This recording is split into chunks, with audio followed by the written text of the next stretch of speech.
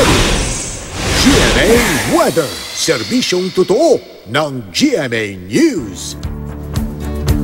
Mga kapuso, kumpara nitong weekend ay mas maayos ang lagay ng ating panahon dito sa Metro Manila. Ngayong ipinagdiriwang natin ang Araw ng Kalayaan. Pero may mga kapuso, meron pa rin mga thunderstorm pagdating sa hapon, katulad ngayong araw na ito, hanggang sa Martes yan. Sa Miyerkules, bahagyang magiging maanisangan, pero meron pa rin mga pag-ulan hanggang Huwebes at dating ng Biyernes, posible ng mas mahinang ulan ang aasahan.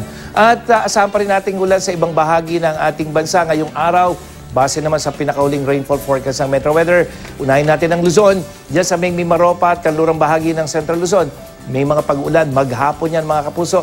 At yung rest of Luzon, lalo na sa Northern at Central Luzon, may mga thunderstorm pagdating ng hapon. Ilocos Region, dyan sa may Cordillera at ilang bahagi ng Central Luzon. Sa Visayas, umaga pa lamang may mahinang ulan at pagdating ng hapon, halos buong Visayas makakaranas ng thunderstorm. Gayun din sa Mindanao, ilang bahagi ng Mindanao, umaga pa lamang may ulan na at pagdating ng hapon, malalakas na thunderstorm.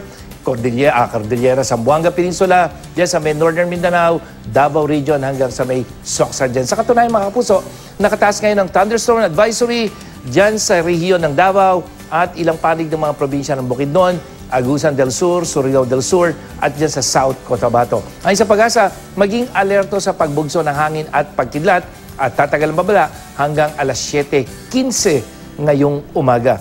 Meron din tayong bagyo dyan sa may West Philippine Sea. Ito yung dating low pressure area o LP nating binabantayan mga kapuso. Nasa kategorya ito ngayon na isang tropical storm at may international name na Merbok.